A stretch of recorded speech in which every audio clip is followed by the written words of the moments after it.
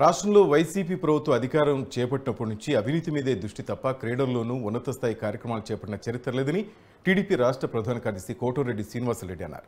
Nellore TDP జిల్లా కార్యాలయంలో ఆయన మాట్లాడారు. హనుమ విహారీపై అనుచిత వ్యాఖ్యలు చేసిన మంత్రి రోజా వెంటనే క్షమాపణ చెప్పాలని డిమాండ్ చేశారు.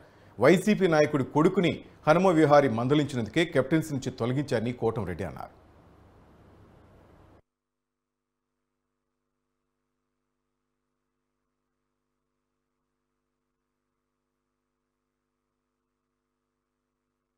వైసీపీ ప్రభుత్వం ఆడుదాం ఆంధ్ర అనే పేరుతో మోసం చేస్తాం క్రీడాకారుల్ని అంటూ చూపిస్తుంది. ఈరోజు ఆంధ్రప్రదేశ్లో క్రికెట్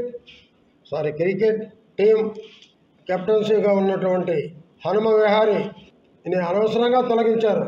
ఎందుకంటే వైసీపీ నేత కుమారుణ్ణి సరిగ్గా ఆడటం లేదని మందలించిన దానికి ముఖ్యంగా విహారీ గారిని అనేక ఇబ్బందులు పాలు చేశారు. అతని లాస్ట్కి కెప్టెన్గా కూడా తొలగించారు. ఒక పక్క క్రికెట్ టీం మొత్తం కూడా అతనిది ఏ తప్పు లేదు, విహారీ గారిది అన్యాయం అక్రమం చెప్తున్నా ఈ ప్రభుత్వం వినలేదు.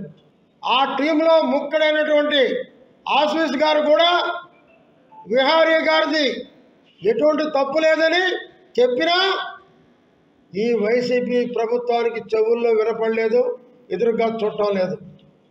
మొత్తం చివరికి మంచి క్రీడాకారులను కూడా ఆంధ్ర రాష్ట్రం పోగొట్టుకుంటా ఉంది.